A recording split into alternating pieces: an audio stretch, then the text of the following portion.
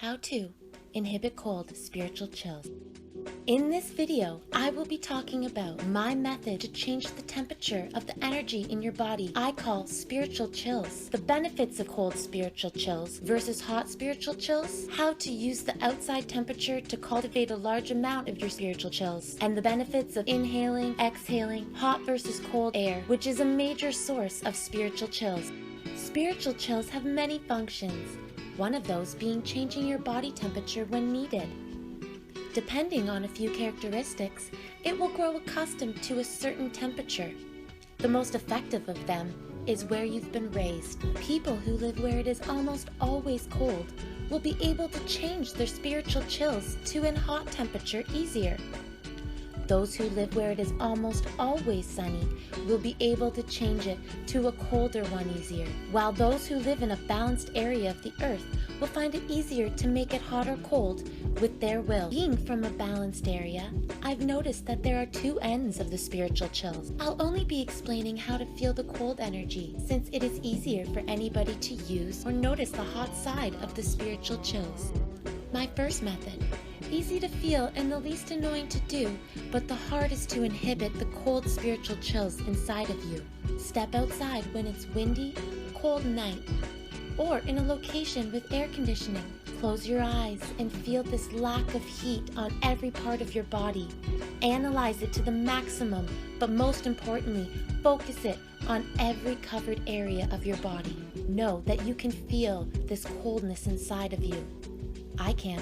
This method only allows unbelievers to feel it on the outside of their body. It is not different, just opposite from when you feel the heat from the sun on your skin. You can eventually absorb the lack of heat feeling into your body, just like you do with the sun. But it is easier to feel the sun entering or charging us than the cold, since it is more aggressive than its passive opposite. My second method. Easiest to feel them in the moment. Most annoying to do because not a lot of people like ice cold showers. And most effective to help activate the cold side of the spiritual chills. Take a freezing shower, not a bath, because you will let out energy that will heat it. Resist the urge to turn on, even a bit, the hot water. At first in the moment, it will accelerate your breathing and might make you shaky. Your body will get used to it and you will wonder if this is really cold water. Now, you will have to feel the cold water hydrating your whole body as if you were drinking cold water on a hot summer day. That feeling of hydration you get from that, you can feel it on and inside your body. Use your imagination of that context if you need help. Then, when you feel it, focus on it and be sure to keep watering every side of your body by rotating frequently.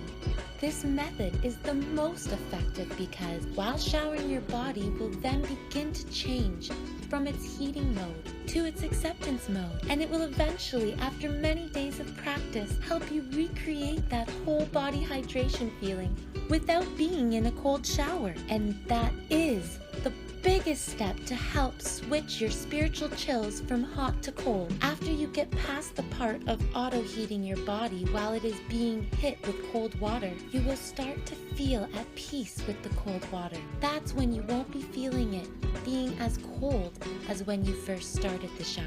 My third method. Easy to feel the spiritual chills, but requires focus.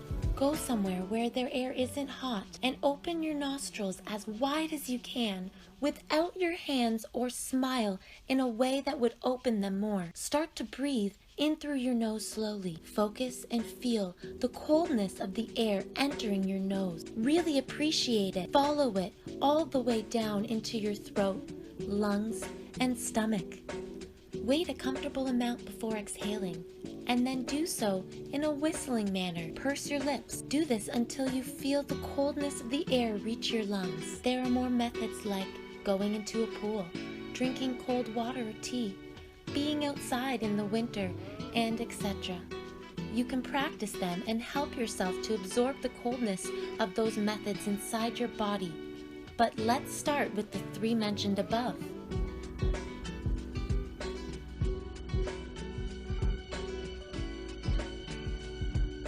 Practicing using the three mentioned methods is crucial for you to recognize the cold side of the spiritual chill. At first, they will become more subtle since it is a passive force, but with much dedication, it will become easier to feel and recognize. Everything has its opposites, so when it comes to the energy inside of you, the one that comes with goosebumps when you're inspired, get motivated, or feel thankful, some of you feel it as a hot energy, and others describe it as a cold energy. Both of them, cold or hot, are positive. This energy is here to heal us, charge us, tell us we're on the right path, help us unlock the energy of a chakra, and let us know spirit is close by. Ultimately, the opposite of those two energy exists and it is there when we are sick. Again, some feel it as hot or cold. Here is my short list of the benefits of cold spiritual chills, inhaling cold air.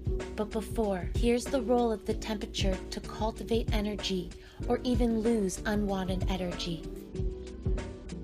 The temperatures can be great helpers or detrimental to cultivate spiritual chills. There are three main storage points in us. Meditating and storing them makes you more energetic, enthusiastic, happy, and protects you from diseases. Those 3 points are in your stomach, heart, and head. The stomach one should always be the one to direct them toward, because it will eventually get filled and transfer the refined spiritual chills into the higher regions on its own. As for the case of awakening, the Kundalini, you will have to send them upward until it decides to follow them. Here's how temperature affects that energy inside of you.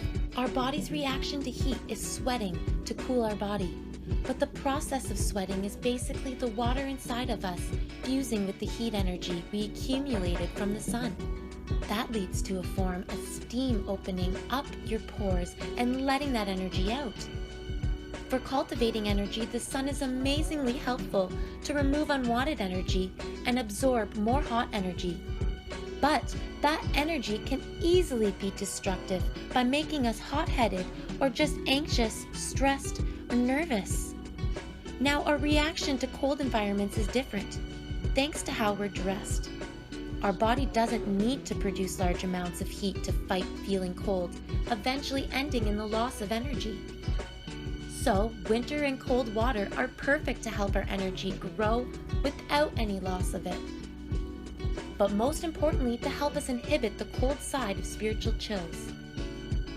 Our normal reaction is to automatically raise our temperature when we get cold, but it never gets to a point to where we start sweating. The cold just really helps us expand our auric field, which is fueled by spiritual chills, to grow bigger as we get colder, to reach areas we never could before by wanting to heat them up. If you're smart, you understand that doing affirmative meditations for your auric field is super effective during the winter. As for the wind, wherever there is less or slower wind, your body's surrounding heat or aura has a chance of expanding to its full size, leaving you comfortable. It also takes a weight off your body reaction of trying to reach that comfortable point. Whereas the places with a lot of wind, your body's surrounding heat or auric fields get pushed away, leading to a loss of confidence since you're forced to go from full-blown aura comfortability to feelings of uncomfortability, forcing you into an invisible battle with the wind to establish your aura in a manner that would leave you comfortable, but the wind doesn't care about all that. In short, 1.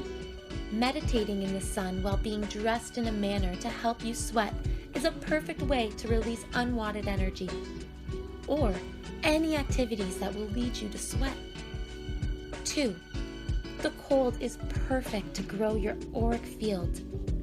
Absorb the cold and duplicate that feeling on and in us, and help our spiritual chills reach new areas and sow seeds of affirmation with meditation. 3.